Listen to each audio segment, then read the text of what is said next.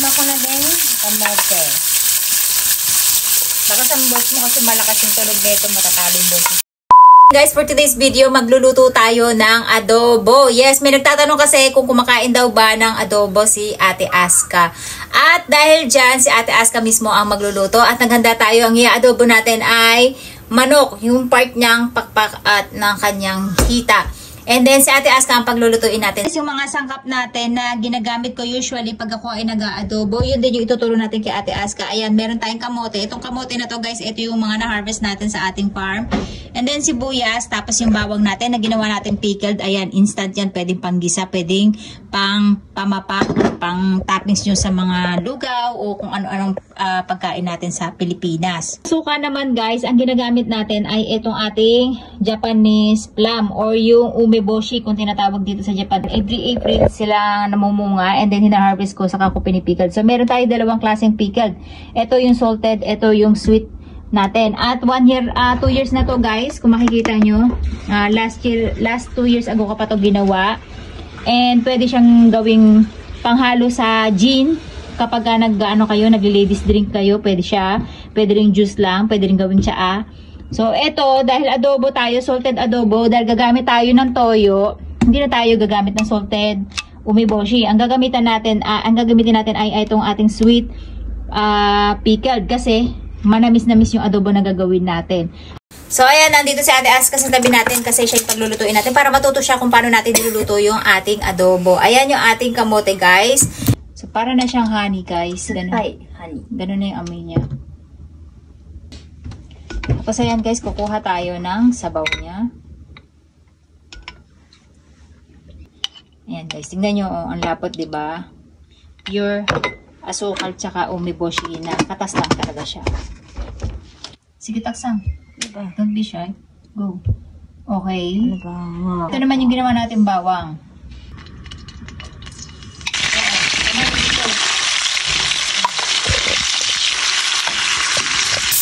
Tama ko na din kamote.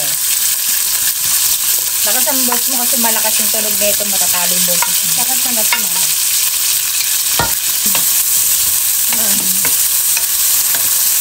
Sama na natin ginigisa yung kamote para malambot na siya, para medyo maluto-luto na siya dahil hindi natin masyadong lulutuin yung manok natin. Lahat?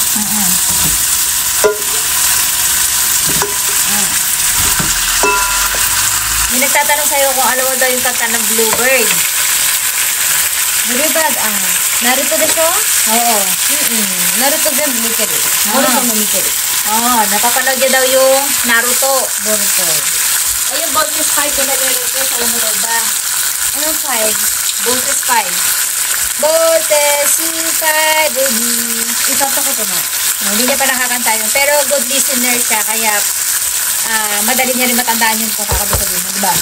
Pag napakinggan mo yun, madali mo nakantahin yun. Tikman natin tong ginawa nating plum, kung ano ang lasa niya. Eto, yung sweet plum.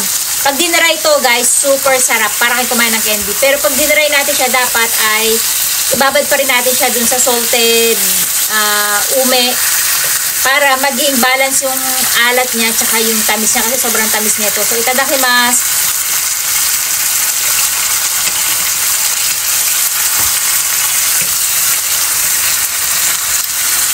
Parang candy. Kala ko magdadayat ako. May konting asin ba din siya? Pero hindi siya katulad ng unang-unang asin, guys. Yung asin niya, nag-escape na dun sa sabaw. At yung lasa niya, fruiting-fruiting na para kang kumakain ng gummy. At alam niyo ba, napakayaman nito sa vitamin C. Next year, mangunguha tayo ulit nito. At gagawa tayo ng mas madami. Gagawin natin candy. Grabe, guys, ang sarap. Nalagay ko na to? Pwede mo nalagay yan. Tapos ayan, guys, nilagay niya na yung umeboshi natin. Plus, maglalagay tayo ng tubig at toyo.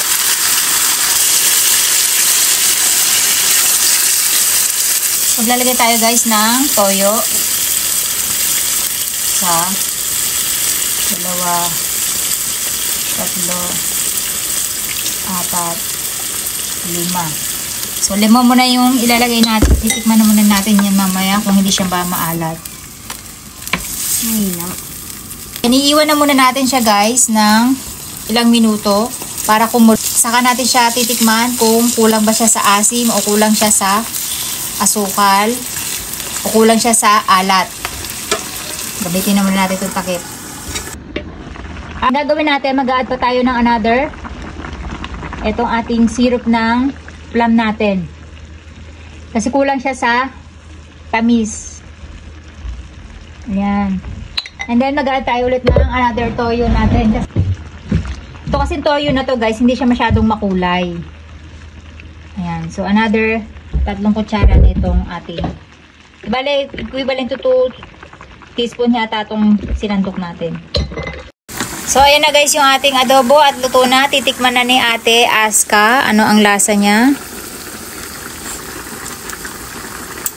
Sarap. Alam mo na ngayon kung paano magluto ng adobo si Mama. Kaya, pwede ka na mag-boyfriend. Pwede ka na mag-adobo. Kaya siya madami guys. Pwede tayong mag-apretada kapag may natira. Kasi tomato sauce na lang ilalagay mo dun at carrots. Ito yung ating adobo na Japanese style. Ang gagawin lang natin. Sa bowl din tayo naglagay ng kanin. Tapos, naglagay lang tayo guys ng sabaw. Ayan. Sinabawan natin siya. Tapos, maglalagay tayo ng manok sa ibabaw. Adobo siya pero Japanese style yung pagkakahain natin. And then, maglalagay tayo ng ating sweet potato. Ayan. Tapos, ito yung ating gulay na wasabi na nagaling dyan sa ating garden. Ayan, pang accent natin para social yung ating lutong bahay, di ba? Dito sa Japan kasi guys ay importante na hindi lang masustansya ang inyong niluluto, kundi maganda yung pagka-presenta, ay makulay siya, ayan, balance siya, di ba? Guys, itadakimasu, syempre, i-taste test natin. At tikman muna natin yung ating kamote. Ayan. Nangana naman yung baby ko. Itadakimasu. Nakangana naman si Luka. Do, imo. Do, matamis yung ano kamote. ちょっと酸っぱい。 Napaasim. でもうまい。 Manati kamote. Sarap yung kamote yan. うまい。 Pati yung kanin, di ba? Sarap. でもスプーンがいい。 Spoon. Hirapan daw siya mag-chopstick. Tadakimasu guys. Sauce. Ano ba yan? Oishi dyan. Kasi guys, may patis ako na may yellow chili. Napakasarap ng sili na to guys. Super anghang. Kaya yung mga anak ko ay naman anghang. Kunin natin yung chicken. Ama, ano ba yan? Parang may buhok siya. Hindi natin masyado pinakuluan yung manok guys. Kaya juicy. Na, gusto mo kumain. Sarap. Sarap. Magandaan guys dun sa Japanese plum. Hindi malansa yung magiging luto niya. Napakasarap ng manok, no? Tsaka nakakapagpalambot siya ng karne. Super sarap. Kaso wala ng kanin. Kaya nagsaing pa lang ako. Kaya mabibiting ka. Hayok na hayok yung bata eh. Parang kumain. Ay, Barb. Kakainin ka ta.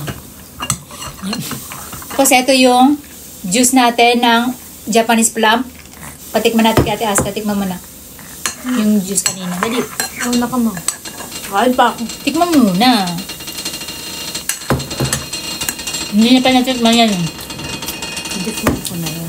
Juice? Juice din. Hindi pa. Mada. My mama was stupid. Gimana goma?